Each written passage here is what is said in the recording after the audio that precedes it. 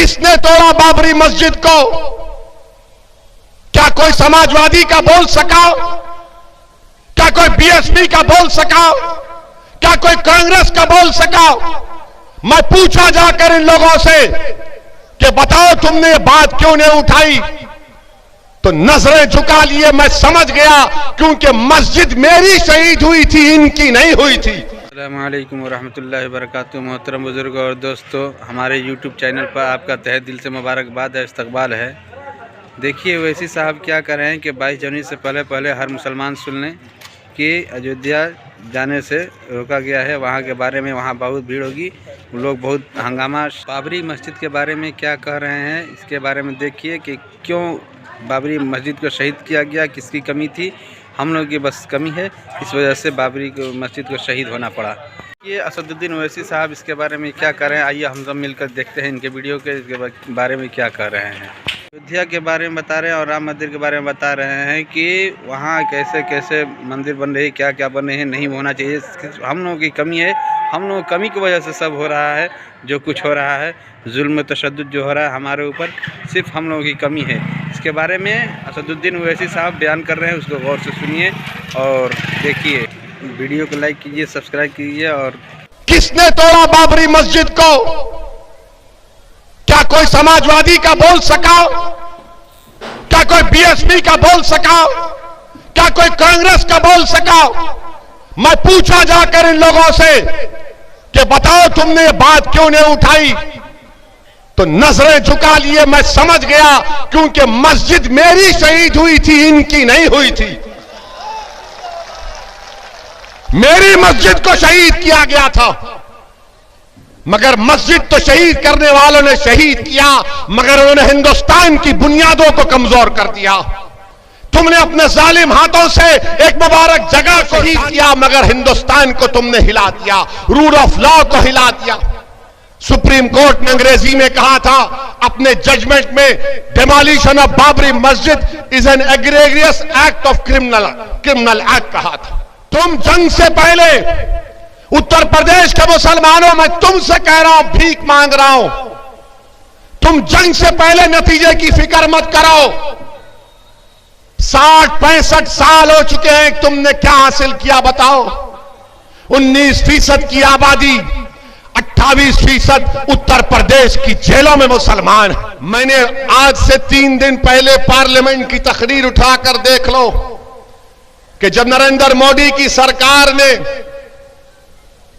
CBI, ED, central vigilance commissioner के directors की मियाद में इजाफा किया, तो असदुद्दीन ओवैसी ने आप तमाम की तरफ से खड़े होकर पार्लियामेंट में इस बात का मुतालबा किया, ये सीबीआई किस काम की है?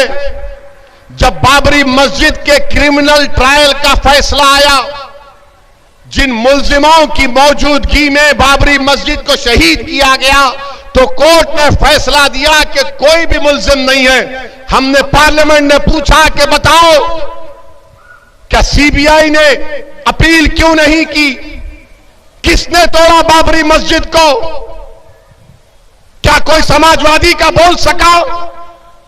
क्या कोई बीएसपी का बोल सका? क्या कोई कांग्रेस का बोल सका? मैं पूछा जाकर इन लोगों से कि बताओ तुमने ये बात क्यों नहीं उठाई? तो नजरें झुका लिए। मैं समझ गया क्योंकि मस्जिद मेरी शहीद हुई थी, इनकी नहीं हुई थी। मेरी मस्जिद को शहीद किया गया था, मगर मस्जिद तो शहीद करने वालों ने शहीद किया, मगर उन्होंने हिंदुस्तान की बुनियादों को कमजोर कर दिया। तुमने अपने जालिम हाथों से एक मुबारक जगह को उसको शहीद किया, मगर हिंदुस्तान को तुमने हिला दिया, रूल ऑफ लॉ को हिला दिया।